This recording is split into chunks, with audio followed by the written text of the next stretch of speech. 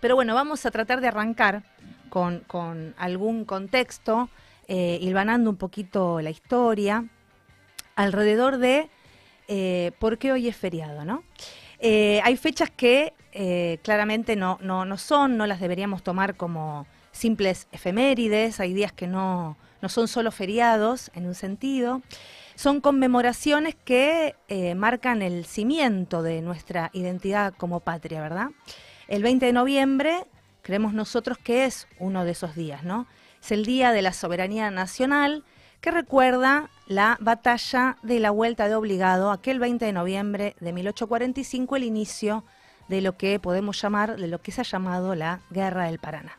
Imaginen el escenario, ¿no? El Río de la Plata, a la altura de San Pedro, donde se hace más angostito. Las dos flotas más poderosas de la época, la inglesa y la francesa, navegando con total impunidad. 20 buques de guerra, 70 buques mercantes, que venían a forzar la entrada a nuestros ríos. Pretendían, cito, liberar la navegación en los ríos interiores. Es un eufemismo, obviamente, para establecer una colonia y adueñarse del comercio en el Río de la Plata, ¿no? Esto, pisotear tu ley, tu autoridad, con la certeza arrogante de que ninguna nación naciente, como era la nuestra, que encima estaba sumergida en el medio de una guerra civil, bueno, podía hacerle frente, ¿no? a este poder. Esta escuadra, la anglo-francesa, recordemos que venía de triunfar, de capturar el litoral chino, ¿no? Como un devenir, digamos, como consecuencia de la guerra del opio, y eran las potencias imperiales más importantes del siglo XIX. Pero en Obligado, el Estado argentino, bajo el liderazgo de Juan Manuel de Rosas, se plantó. El general Lucio Mansilla, cuñado de Rosas, por orden del brigadier, colocó unas barcazas llenas de explosivos, hilvanadas por unas cadenas gruesas, de orilla a orilla. Fue un acto de audacia y de locura, pero era lo único que teníamos a mano para comenzar a enfrentar semejante batería, digamos, poderosa que se nos venía encima, ¿no? Eran argentinos mal armados, gauchos, criollos, defendiendo con fusiles viejos, pero sobre todo con coraje y con su propia vida, el honor a nuestra bandera, ¿no? Obviamente esa flota extranjera logró pasar por Obligado, no sin llevarse unas cuantas pérdidas materiales y humanas, pero la batalla de Obligado fue solo el comienzo de la Guerra del Paraná, una campaña de desgaste que duró muchísimo tiempo. El episodio de Obligado es recordado como una gran derrota patriótica. Marcó el inicio de la resistencia. La contienda no terminó ahí, fue una guerra de desgaste que se extendió hasta 1846. Mansilla, que era el jefe de la División Norte, atacó a la flota repetidamente a lo largo de todo el trayecto de Paraná, siendo las más importantes y más recordadas las de Ramallo y Rosario, ¿no? Por cada lugar donde pasaba esta flota iba ligando bombazos, cañonazos, digamos, y enfrentamiento de las milicias criollas. En Punta Quebracho, el 4 de junio de 1846, varios meses después de aquella vuelta de Obligado, esa es la batalla conclusiva, ¿no? Simboliza la gloria. Allí, mientras regresaba la flota invasora de su frustrado intento por conquistar el río Paraná, recibe una emboscada ahí en la angostura del Quebracho, con bombardeos, con destrozos, con incendios. Bueno, los que quedaron salieron corriendo con lo que tenían puesto. Fue muy, muy trascendental el apoyo y el compromiso del pueblo en toda esta guerra de desgaste que boicoteó a cada paso la flota comercial, ¿no? Porque mientras Mansilla atacaba a los buques de guerra, bajaban los productos que venían a vender y ningún pueblo a lo largo del Paraná les compraba nada, ¿no? Fue un boicot popular que también fue determinante para vencer militar y moralmente al invasor, ¿no? Más allá del triunfo militar, varios meses después, de Punta Quebracho, la victoria final fue una aplastante victoria política, moral y soberana, que se selló en los tratados de paz, la devolución de la tropa argentina y un histórico saludo que hicieron los vencidos con 21 cañonazos de desagravio a nuestra bandera, y así el mundo civilizado debió reconocer nuestra potestad de mando en estas tierras, ¿no? Obligado es el acta fundacional de esta postura contra el coloniaje en Argentina. Entonces, la soberanía no es solo un concepto abstracto, ¿no? Es la capacidad real de un pueblo de decidir su destino sin injerencias externas. Es el ejercicio de la libertad colectiva. Esa defensa de la libertad tiene un hilo conductor inquebrantable en nuestra historia, que es la línea nacional de la patria, ¿no? Podemos pensar en la previa, en San Martín, que cruzó la cordillera para asegurar la independencia, porque sin libertad no era posible que hubiera nación. En Rosas, que recogió esa bandera para defender esa nación naciente de la voracidad de las potencias, envuelta de obligado y en la angostura del quebracho. Y en Irigoyen podemos pensar al inicio del siglo XX, ese líder también revolucionario que dejó huella y legado en la puesta en valor de la soberanía popular, ¿no? Con leyes sociales y laborales progresivas, con la creación de YPF y con un montón de otros hitos que fueron haciendo un camino en ese sentido. Y pensemos también, por supuesto, en el general Perón, un siglo después, en 1945, quien comprendió que la batalla ya no se libraba con cañones en el río, sino en los directorios de las empresas extranjeras y en los bancos, ¿no? Y el peronismo, que podemos llamarlo nuestra segunda independencia, ¿no? Digamos, donde se plasmó esta idea de segunda independencia, supo entender que la soberanía es una trilogía, ¿no? Aquello famoso de soberanía política, independencia económica y justicia social, ¿no? Es decir, no alinearnos automáticamente a los intereses de los poderosos del mundo, mantener una política exterior propia y una voz propia en el concierto de las naciones, absolutamente todo lo contrario a lo que está haciendo desgraciadamente hoy quienes ocupan el gobierno nacional. En ese momento la independencia económica significó nacionalizar servicios públicos y recursos, manejar el comercio exterior de forma soberana y poner al trabajo argentino como motor y como eje ordenador de nuestra sociedad, ¿verdad? Y la justicia social, que es la clave, porque la soberanía empieza obviamente con un plato de comida en la mesa de cada argentino, de cada habitante de nuestra patria, ¿no? Un pueblo que tiene hambre, que no tiene trabajo, que no tiene techo, es un pueblo dependiente, es un pueblo vulnerable, es un pueblo sin dignidad para recibir, ¿no? El justicialismo entonces unió la causa nacional con la causa popular, ¿no? Terminó de hilvanar hasta ese momento este hilo de la historia, ¿verdad? Ahora, esta línea tampoco se detiene en este 45. Hoy esa bandera de la dignidad de los pueblos fue puesta nuevamente a flamear muy alto por el argentino más importante de la historia argentina, que fue nuestro Papa Francisco, un faro para toda la humanidad, del cual es imperioso recrear su legado. Su magisterio no es solo espiritual, ha sido el grito por la soberanía de los pueblos y de los excluidos. El Papa Francisco ha puesto el foco en los nuevos mecanismos de dominación que él llamó colonialismo ideológico y financiero, y advirtió que la usura y la deuda externa son las nuevas flotas invasoras de aquel obligado. Y cito al Papa: se está dando un nuevo colonialismo con formas sutiles pero reales que somete a los países a través del dominio del capital financiero, la usura que somete a los pueblos, un verdadero pacto de muerte para la humanidad. Para Francisco, la soberanía de un país también se mide en la capacidad de asegurar los tres elementos esenciales de su gente, que son las 3 T: tierra, techo y trabajo, en esta misma línea, ¿no? Que un país que garantiza vivienda, que garantiza el pan, que garantiza la ocupación, el empleo digno de su pueblo, es un país libre, le pese a quien le pese, ¿verdad?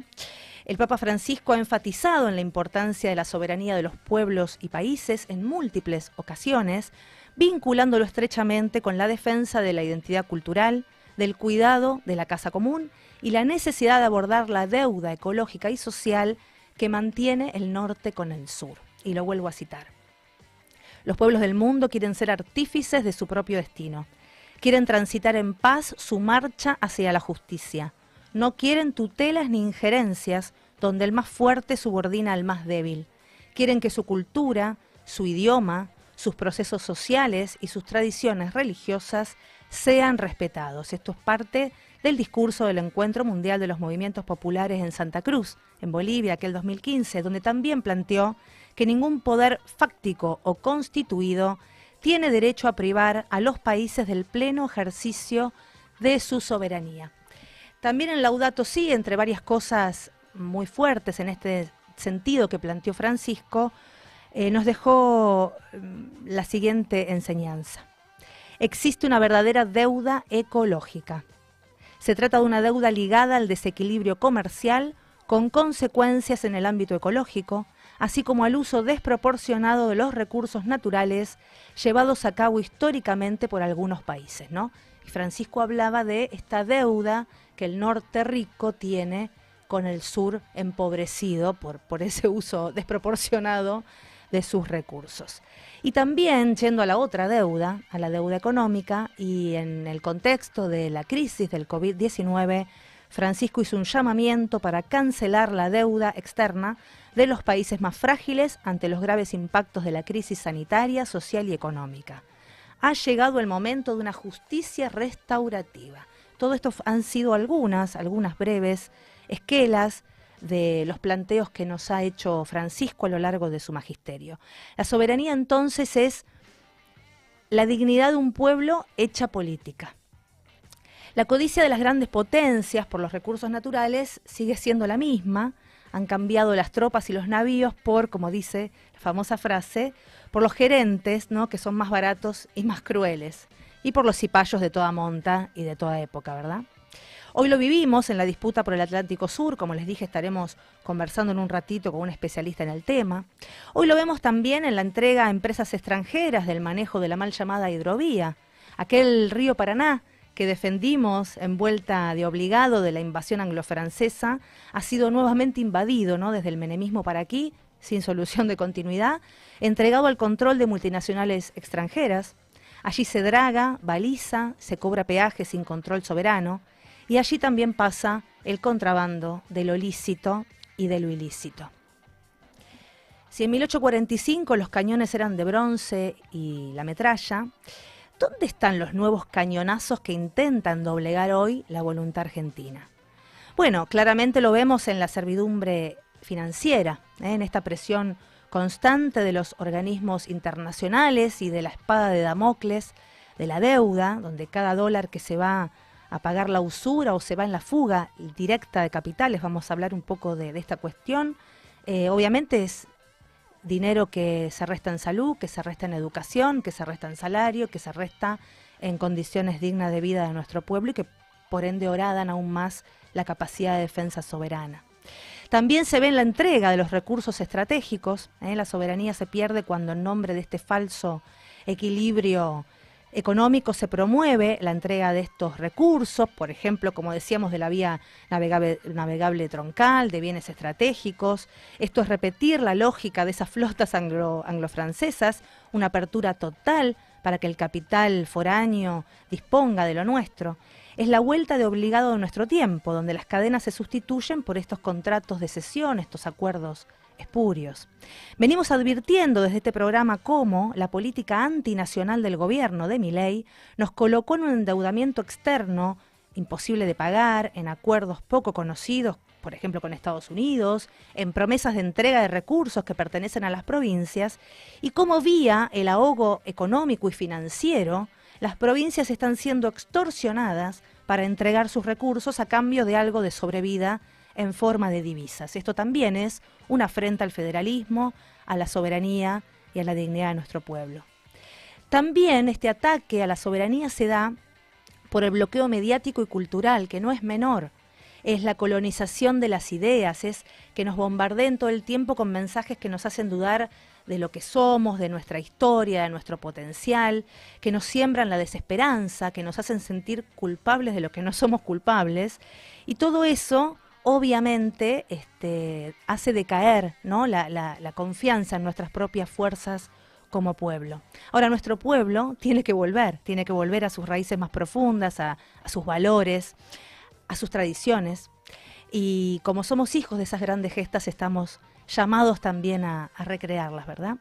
Y también otra espada antisoberana es el bloqueo judicial, ¿no? Es el uso del poder judicial colonizado, mayormente colonizado, para, por un lado, disciplinar a cualquiera que defienda los intereses nacionales y para truncar proyectos de desarrollo con excusas de legalidad bastante poco certeras, pero al mismo tiempo se usa ese poder, en cambio, para encubrir y cubrir a quienes entregan sin descaro y sin legalidad alguna a nuestra patria, ¿verdad? Nuestras nuevas cadenas de obligado serían poner a andar el esfuerzo productivo nacional, la defensa de una educación pública gratuita y verdaderamente de calidad, que nos da el conocimiento para no ser esclavos, la defensa de la industria, con generación de trabajo digno en tanto condiciones y salario, y el rol del pueblo organizado y consciente, que es la verdadera muralla ante los intentos injerencistas. Compañeros, compatriotas, la batalla por la soberanía no termina nunca. La batalla de los pueblos no termina nunca. Es un compromiso permanente que renovamos generación tras generación. Venimos de esta historia, trazada por San Martín, por Rosas, por Irigoyen, por Perón, y de la fe en el pueblo que pregonó y nos legó Francisco. Somos herederos de una tradición que sabe que la patria es la suma de los intereses de todo el pueblo y que la decisión de ser libres es colectiva. Hoy, en cada decisión que tomamos como nación, estamos justamente decidiendo si somos vuelta de obligado, honor y orgullo, o si somos colonia, arrodillados e indignos. Si elegimos el camino de la producción nacional o el del endeudamiento y la entrega externa. Si defendemos nuestra cultura o si nos rendimos ante la ideología impuesta. No podemos permitir que nos roben la esperanza. Tenemos la historia, tenemos nuestra brava tradición y orgullo, tenemos los recursos y sobre todo tenemos la voluntad de ser una nación justa, libre y soberana y, como complementó Francisco, inclusiva y sustentable. Hay que sanear el sistema de financiamiento político partidario para que los buenos dirigentes sociales y políticos, que son muchos y que a diario predican con el ejemplo y plantean alternativas de verdadera liberación nacional y felicidad de nuestro pueblo, puedan cumplir y tener un verdadero rol de orientación y desarrollo de esa fuerza creadora que tiene nuestro pueblo. La soberanía, entonces, es el motor del futuro. El 20 de noviembre no es solo un recuerdo, compatriotas, que el coraje de obligado nos ilumine el camino. Estamos en Laudatistas, episodio 26.